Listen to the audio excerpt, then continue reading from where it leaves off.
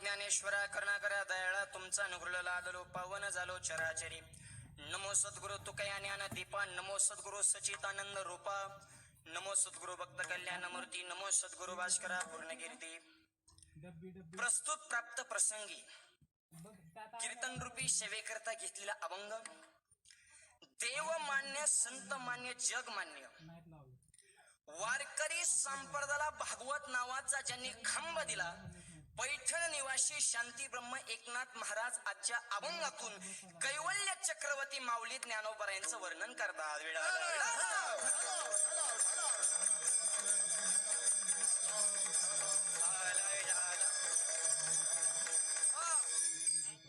सुरुवातीलाच विनंती, हाताने टाळी मुखानं नाम एवढं 2 तास तुमच्याकडे काम.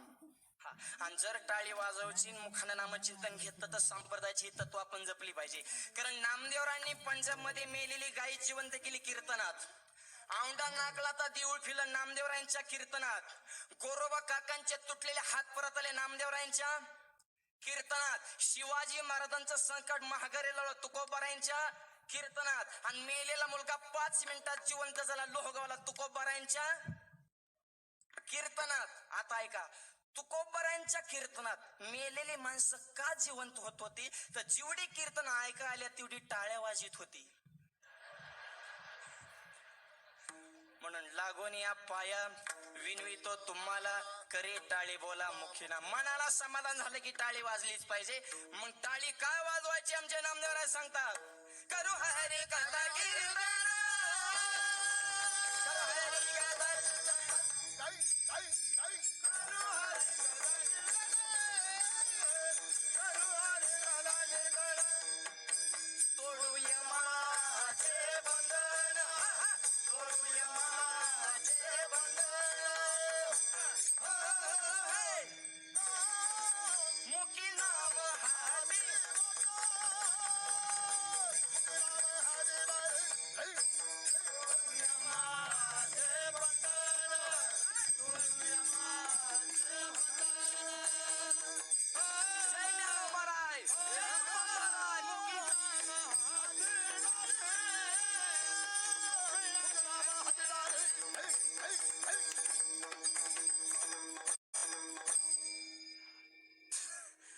आज आनंद आहे.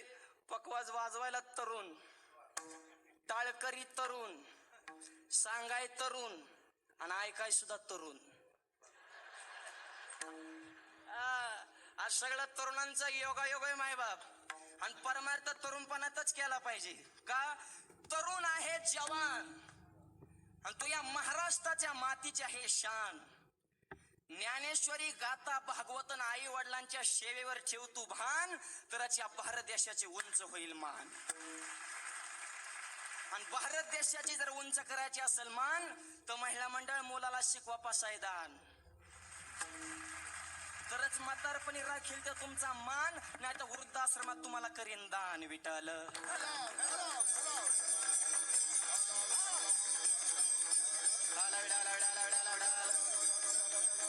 मग हे कीर्तन महोत्सव का आयोजित करायचे त्याला कारण आहे राजा.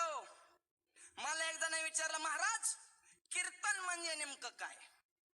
मी उत्तर दिलं, कीर्तन म्हणजे सर्व्हिसिंग.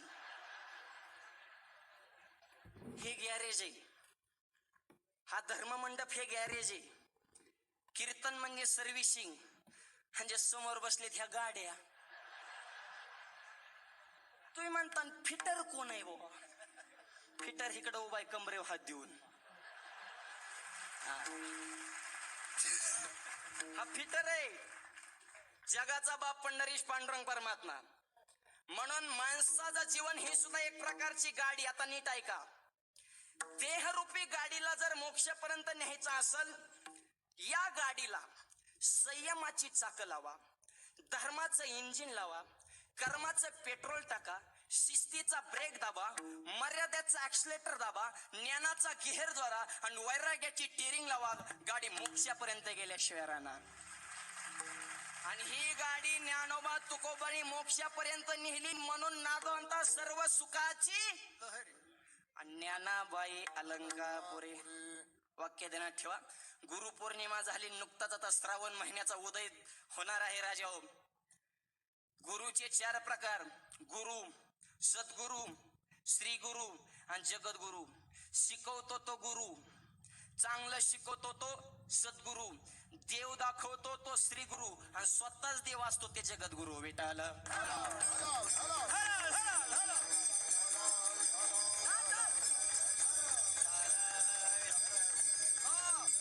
माऊली ज्ञानोबराय श्री गुरु आहेत आणि जगद्गुरु तुकोबराय जगद्गुरु आहेत. जगद्गुरु झाले 3: भगवान श्रीकृष्ण, आद्य शंकराचार्य आणि जगद्गुरु तुकोबराय. एकाने विचारलं, गुरुचा हात का धरायचा? त्याला कारण आहे. मुंगी सर्वांना माहित आहे, बरोबर आहे. एका दिवसामध्ये मुंगी किती किलोमीटर जाऊ शकते हो? तू म्हणता महाराज किलोमीटर आणि मुंगी जास्तीत जास्त एका दिवसामध्ये ती घराला वेडा मारू शकते. मुंगी किती लहान आहे, तिची चाल केवढी, बरोबर ना? पण एका मुंगीने ठरविलं मला दिल्लीला जायचंय. जमन का? नाही. बदलायचं नाही बरं का परत. जमन का? नाही. पण तीच मुंगी जर दिल्लीला जाणाऱ्या माणसाच्या शर्टावर चढली, विना तिकिटाची दिल्ली गाठली, तिकीट नाही, बुकिंग नाही, रिझर्वेशन नाही, खाण्याचं टेन्शन, नॉन स्टॉप दिल्ली. तसं आपण आहे मुंगी. आपण किती संसारात फिरून फिरून तिथंच येतोय. त्या मुंगीनं दिल्लीला जाणाऱ्या माणसाचा हात धरला तर ती दिल्लीला गेली. तसं ह्या मुंगीनं ज्ञानोबा तुकोबाचा हात धरा तर मोक्षापर्यंत जाता येईल. ज्ञानोबा म्हणतात, मी माझ्या गुरुचा हात धरला म्हणून माझा उद्धार झाला. ज्ञानदेव म्हणे करल